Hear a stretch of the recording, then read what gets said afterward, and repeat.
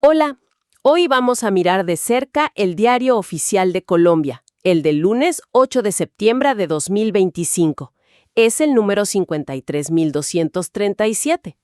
¿Qué tal? Sí, suena muy formal, diario oficial, pero en realidad es fascinante. Totalmente, es como levantar el capó y ver cómo funciona el motor del Estado colombiano en un día cualquiera. No es solo un boletín. Exacto. Es donde todo se hace oficial, desde leyes hasta, bueno, avisos mucho más pequeños. Y analizarlo nos da pistas, ¿no? Pistas sobre cómo se mueve la administración, la economía, las corrientes de fondo. Y justo esa es la idea hoy. Vamos a desgranar algunos documentos clave de esta edición. Queremos entender qué nos dicen sobre las prioridades del gobierno, los retos que enfrenta, cómo operan sus mecanismos.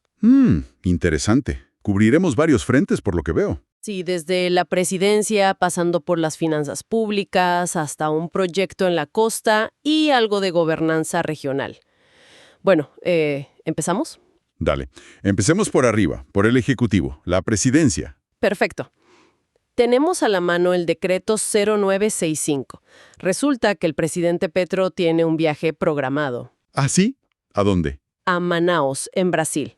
Va el 9 de septiembre, o sea, mañana, según esta fecha del diario. Es un viaje corto de un solo día. ¿Y el motivo? Va a la inauguración del Centro de Cooperación Policial Internacional de la Amazonía. Entiendo. Cooperación regional, tema amazónico, importante. Pero claro, aunque sea un día, la Constitución tiene sus reglas para las ausencias presidenciales. Exacto. Ahí entra en juego el artículo 196. Hay que delegar funciones sí o sí.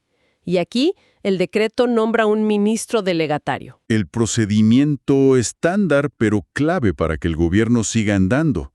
¿Y quién queda a cargo esta vez? El ministro de Salud y Protección Social, Guillermo Alfonso Jaramillo Martínez. Y fíjate qué curioso, el decreto se toma el trabajo de verificar un requisito constitucional. ¿Cuál? Confirma que el ministro Jaramillo pertenece al mismo movimiento político del presidente, en este caso, Colombia Humana, y hasta cita la fecha de la certificación de junio de 2023. Ese detalle de la afiliación política no es menor. Va más allá de la formalidad. Busca asegurar, digamos, una coherencia política incluso en estas ausencias cortas. Claro, como una línea de mando que sigue la orientación del gobierno. Exacto. ¿Y qué tipo de funciones se le delegan? ¿Son solo cosas administrativas para firmar papeles? Pues mira, se delegan las funciones legales generales, pero también un listado específico de atribuciones constitucionales. Y algunas son bastante potentes, ¿eh? Por ejemplo. Por ejemplo, la posibilidad de usar facultades extraordinarias si el Congreso las hubiera dado, o las que tienen que ver con estados de excepción como conmoción interior o emergencia económica. O sea, palabras mayores. Obviamente requerirían una situación muy imprevista en esas pocas horas, pero la capacidad se transfiere. Totalmente. También se delegan cosas como nombramientos de gobernadores o alcaldes en ciertos casos. Artículos 303, 304, 314. Entiendo. No es solo, como decías, firmar papeles. Es transferir un poder real, aunque sea temporal y condicionado. Claro, siempre hay límites. Sí, el decreto lo deja claro. Hay funciones del artículo 189 que son indelegables, por ejemplo, todo lo de relaciones internacionales o ser el comandante supremo de las fuerzas militares. Esas se quedan con el presidente, esté donde esté. Lo que vemos es, pues, la maquinaria constitucional funcionando para asegurar que el Estado no se detenga. La elección del ministro de Salud sigue un orden legal, pero esa confirmación de la afinidad política subraya que también hay un componente de confianza política muy fuerte. Aunque el viaje sea de horas. Sí, aunque sea breve, el sistema está diseñado para cubrir esas eventualidades. Es un buen ejemplo de cómo la norma intenta prever y organizar el ejercicio del poder. Muy claro.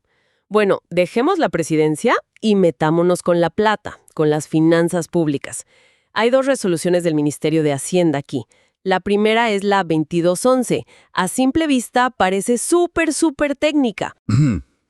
El lenguaje de presupuesto siempre es un poco árido, ¿no? Pero suele esconder cosas de la operación diaria. ¿Qué dice esta resolución? Modifica una desagregación presupuestal. A ver si lo explico fácil. Es como si el ministerio tuviera varios bolsillos y moviera plata de uno a otro. Ok. ¿Y para qué mueven esa plata?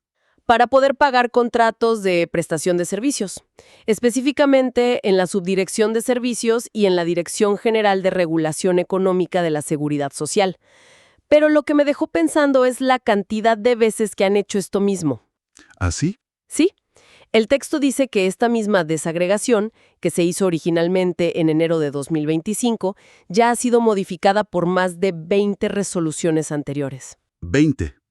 Vaya, eso ya es más llamativo.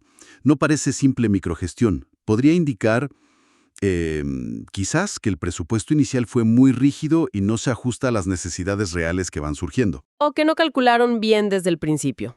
O eso. O que hay dificultades para ejecutar como se planeó y tienen que hacer estos ajustes constantes, casi reactivos, solo para poder pagar cosas básicas como los contratos. Es una ventanita a cómo funciona realmente la ejecución del presupuesto día a día. Interesante mirada. Bueno, ahora pasemos a la resolución 2213. Esta sí es de otra magnitud. Aquí el gobierno básicamente se autoriza a sí mismo a salir a buscar bastante dinero afuera. Endeudamiento externo. A ver, ¿cuáles son los detalles? ¿Cuánto y para qué? Autoriza emitir hasta $4,000 millones en bonos de deuda pública externa en mercados internacionales. $4,000 millones. Es una suma importante. Sí, bastante. Y el objetivo que declaran es financiar gastos del presupuesto de 2025 y también prefinanciar parte del de 2026. Entendido. Es una operación de financiamiento significativa para el país. ¿Tienen alguna característica especial esos bonos que quieren emitir? Sí, y esto me parece relevante hoy en día. Dice explícitamente que podrían ser títulos temáticos, o sea, bonos verdes, sociales o sostenibles. Ajá. Y hasta menciona un marco de referencia que Colombia adoptó en 2022 para este tipo de bonos. Y ojo, que la misma resolución autoriza otra cosa más. ¿Qué más? Una operación de manejo de deuda externo por hasta $2,000 millones. Ah, o sea, no solo es pedir prestado nuevo, sino también gestionar la deuda que ya se tiene. ¿En qué consiste ese manejo de deuda? Dice que es para sustituir o recomprar deuda externa que existe. Se enfoca en un bono global que se emitió en euros que vence en marzo de 2026. Tiene un cupón, un interés, del 3,875%. Y parece que hay unos 1.350 millones de euros de ese bono todavía circulando. Ok, entonces ahí tenemos la foto completa de la estrategia financiera del momento. Por un lado, buscar recursos frescos, que es normal para cubrir el presupuesto, y por otro, manejar activamente la deuda que ya existe. ¿Y por qué harían esa recompra del bono en euros? Generalmente se busca optimizar el perfil de la deuda. Puede ser para alargar el plazo promedio de pago, para reducir el costo financiero, o sea, pagar menos intereses, o quizás para cambiar la moneda en que está la deuda y reducir riesgos si el tipo de cambio se mueve mucho. Entiendo. ¿Como una jugada para mejorar las condiciones? Exacto. La resolución menciona que hay un estudio técnico detrás que justifica la operación. Dice que no aumenta la deuda neta total y que mejora indicadores como la vida media de la deuda. Es buscar un mejor trato financiero, aprovechando quizás un buen momento en los mercados. ¿Tiene sentido? Tiene sentido. Y para que todo esto sea posible, el documento menciona que hubo aprobaciones clave antes. ¿Cómo cuáles? Un concepto favorable del COMPES, el Consejo Nacional de Política Económica y Social, de julio de 2025, y también el visto bueno de la Comisión Interparlamentaria de Crédito Público que se dio entre agosto y septiembre. Esos son los filtros obligatorios. El COMPES aprueba la política económica general y el plan financiero, y la Comisión Interparlamentaria es el control político del Congreso sobre cuánto se endeuda el país. Sin esos pasos, nada de esto podría hacerse. Claro. Y volviendo un segundo a lo de los títulos temáticos, los verdes sociales, esto ya no es solo una etiqueta de moda. Es una estrategia real para tratar de alinear las finanzas del país con metas de sostenibilidad, las famosas ESG. Y quizá traer otro tipo de inversionistas. Exacto. Puede que traiga inversionistas más enfocados en esos temas, o incluso que se consigan mejores tasas de interés por el interés global que hay en financiar proyectos sostenibles. Ah, y el último detalle, la exención de impuestos para inversionistas extranjeros que no viven en Colombia. Es estándar, pero fundamental para que la venta de estos bonos afuera sea exitosa. Quedó clarísimo el panorama financiero. Bueno, ahora demos un giro de 180 grados. Nos vamos para la costa Caribe, para Santa Marta. A ver qué pasa por allá. Tenemos la resolución 02020. La emite la Dirección General Marítima, la DIMAR, que depende del Ministerio de Defensa. DIMAR, la autoridad en temas marítimos. ¿Qué asunto nos trae esta resolución? Se trata de una concesión marítima, o sea, un permiso para usar un pedazo de playa y de mar.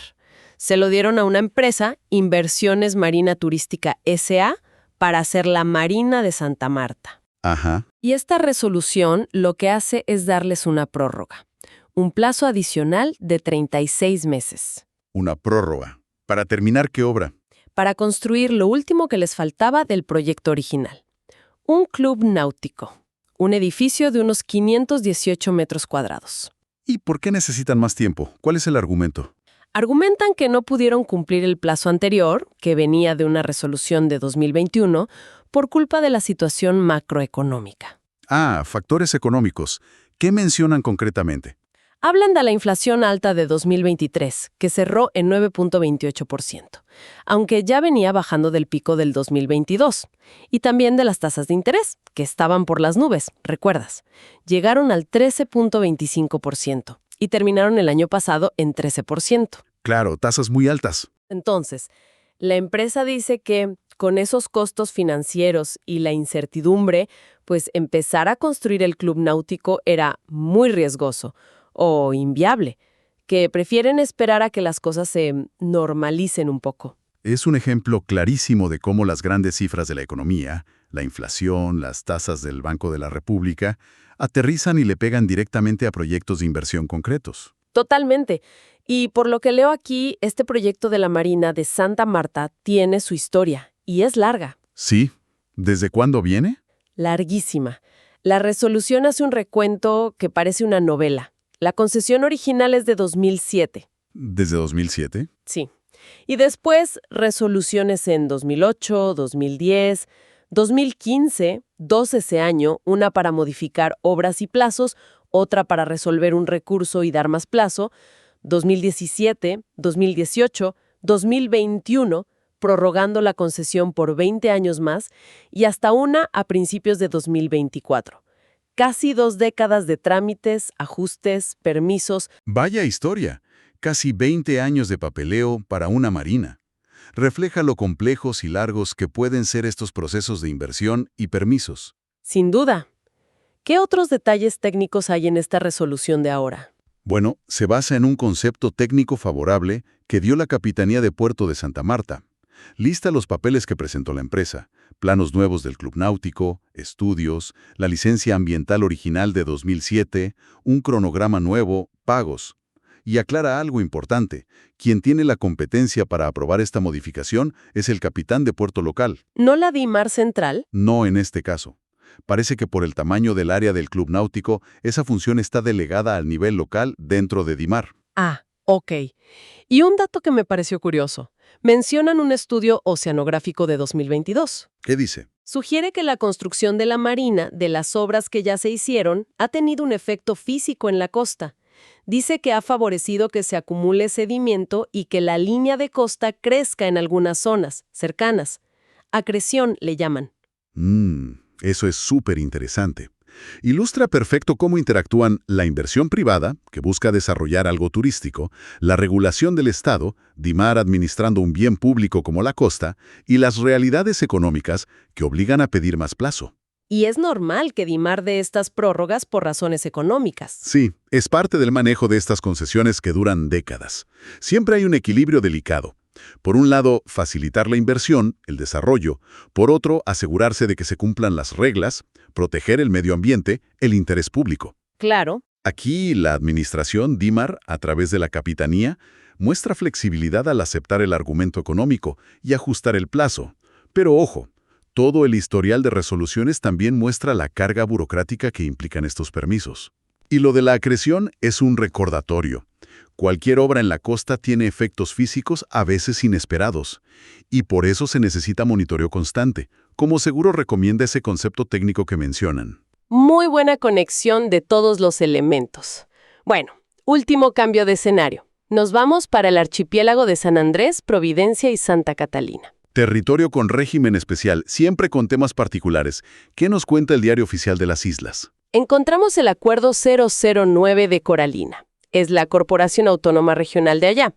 Y parece que elegir al director general para el periodo 2024-2027 ha sido complicado. Coralina, clave para el medio ambiente en el archipiélago. ¿Qué pasa con la elección del director? ¿Cuál es el lío? El lío es que el proceso ha estado lleno de frenos, de obstáculos legales. Este acuerdo lo que hace es reiniciar el proceso de elección otra vez. Ya lo habían suspendido antes. Tantas interrupciones no son buenas para la estabilidad de una entidad así. ¿Y por qué tanto problema? ¿Qué causó las suspensiones? El acuerdo cuenta la historia.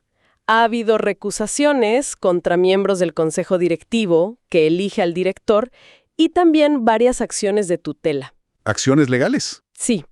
Y aunque al final parece que ninguna cambió el fondo del asunto, las recusaciones se negaron, las tutelas no prosperaron o se levantaron las medidas, sí lograron congelar el proceso en diferentes momentos.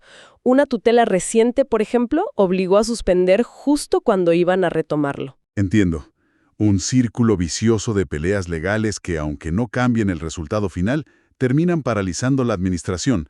¿Y desde dónde lo reinician ahora?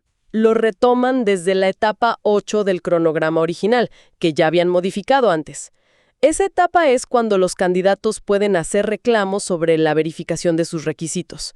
El acuerdo establece un cronograma nuevo y súper detallado para terminar todo el proceso hasta la elección. ¿Y toman alguna medida extra para intentar que esta vez sí funcione? ¿Para darle más transparencia o legitimidad? Sí, dos cosas importantes. Primero, ordenan que la sesión del consejo directivo donde se elija al director se transmita en vivo por todos los canales oficiales de Coralina, una apuesta clara por la transparencia. Buena medida. ¿Y la segunda? Ordenan modificarle este acuerdo a los 15 candidatos que se habían inscrito al principio. Y mencionan de paso que tienen que cumplir una orden judicial sobre otra elección interna, la del representante de las ONGs en ese mismo consejo directivo. Y como es San Andrés, ordenan traducir el acuerdo al inglés criollo. Este caso de Coralina es un ejemplo perfecto de los retos de la gobernanza regional, más aún en sitios con particularidades como San Andrés. Las elecciones de directores de las CARS, las corporaciones ambientales, a menudo se vuelven muy políticas y conflictivas, llenas de disputas legales. Y eso afecta a la gestión ambiental al final, ¿no? Claro, puede afectar la estabilidad de la entidad y su capacidad de actuar. La medida de transmitir en vivo es seguramente una respuesta a toda esa conflictividad, un intento de generar más confianza. Tiene sentido. Pero plantea esa pregunta difícil. ¿Cómo encontrar el equilibrio entre el control legal y ciudadano que es necesario y la eficiencia que necesitan estas entidades para funcionar sin quedarse paralizadas cada 2 por 3? Vaya dilema. Y bueno, ya para cerrar este recorrido por el Diario Oficial del 8 de septiembre, nos topamos con unos documentos mucho más cortitos, pero que también tienen su función. ¿Qué cierran la edición? 2 edictos. Los publica una cooperativa, la Casa Nacional del Profesor, CANAPRO. Son avisos muy específicos. ¿Sobre qué? Informan que fallecieron 2 de sus asociados, Eleazar Lemus Martínez y Clara Joana Quecano Rosas. Entiendo. ¿Y por qué se publica eso en el Diario Oficial? ¿Cuál es el fin legal? Es para hacer una convocatoria pública. Invitan a cualquier persona que crea tener derechos como beneficiario de estos asociados, quizás por seguros de vida, auxilios funerarios, cosas así, a que se presente en la cooperativa. Les dan 30 días para que vayan y demuestren que son beneficiarios. Aclaro, aunque parezcan notas pequeñas al lado de los decretos presidenciales o las resoluciones de deuda, estos edictos son importantísimos. ¿Por qué? Porque son un ejemplo perfecto de otra función clave del Diario Oficial: asegurar que actos que afectan derechos de la gente sean públicos. Garantizan que la información, como esta posibilidad de reclamar un beneficio, llegue a quien pueda interesar. Son parte de ese tejido legal que busca proteger a los ciudadanos. Totalmente de acuerdo. Desde la delegación de poder presidencial hasta el aviso de fallecimiento en una cooperativa. Vaya espectro cubre este diario. Exacto. Funciona como ese gran tablón de anuncios oficial que da validez y difusión a una variedad increíble de actos públicos y privados que tienen consecuencias legales. Bueno, si hacemos un balance de todo lo que vimos hoy. Un solo día del diario oficial nos llevó desde el despacho presidencial y los mercados de bonos internacionales hasta una marina en Santa Marta, los líos de gobernanza en San Andrés y estos avisos casi personales. Es una ventana increíble a lo compleja que es la administración de un país, ¿no? Sin duda. La síntesis podría ser que estos documentos, aunque a veces usen un lenguaje muy técnico, nos pintan un cuadro súper dinámico del Estado actuando a muchos niveles a la vez. ¿Cómo así? Vemos al gobierno definiendo políticas grandes como las finanzas o las relaciones exteriores que están implícitas en ese viaje presidencial, pero también regulando cosas muy específicas como la concesión de la Marina, gestionando su propia maquinaria interna como el presupuesto o esa elección en Coralina, y por último, comunicando decisiones que impactan directamente a la gente y a las organizaciones. Es como ver la tensión constante entre planificar, ejecutar, controlar y adaptarse. Exacto. Adaptarse a lo que va surgiendo, sean problemas económicos como en Santa Marta o líos legales como en San Andrés. Es esa tensión permanente. Y me queda una pregunta flotando, una tensión final interesante de este día en particular. A ver, ¿cuál? Por un lado está esa resolución que autoriza emitir bonos verdes, sociales, sostenibles. Es como una declaración de intenciones, de mirar al futuro, ¿no? Hacia la sostenibilidad. Sí, es la tendencia global y una aspiración importante. Pero en el mismo diario oficial, en la misma fecha, vemos la otra cara. La resolución que le da más plazo a un proyecto turístico, importante para la economía local de Santa Marta, justamente porque la economía real, la del presente, está difícil. Ajá, la realidad pragmática del día a día. Exacto. Entonces la pregunta es, ¿cómo se maneja esa tensión? ¿Cómo se concilian esas aspiraciones de desarrollo sostenible a largo plazo que se quieren financiar con esos bonos modernos con las presiones económicas de hoy, las que hacen que un proyecto se retrase? Son metas que chocan inevitablemente o pueden de alguna manera convivir y complementarse en la práctica. Esa es, creo yo, una de las preguntas centrales de nuestro tiempo para cualquier país. Y este diario oficial, con estos documentos del mismo día, la pone sobre la mesa de una manera muy concreta. Una excelente reflexión para cerrar.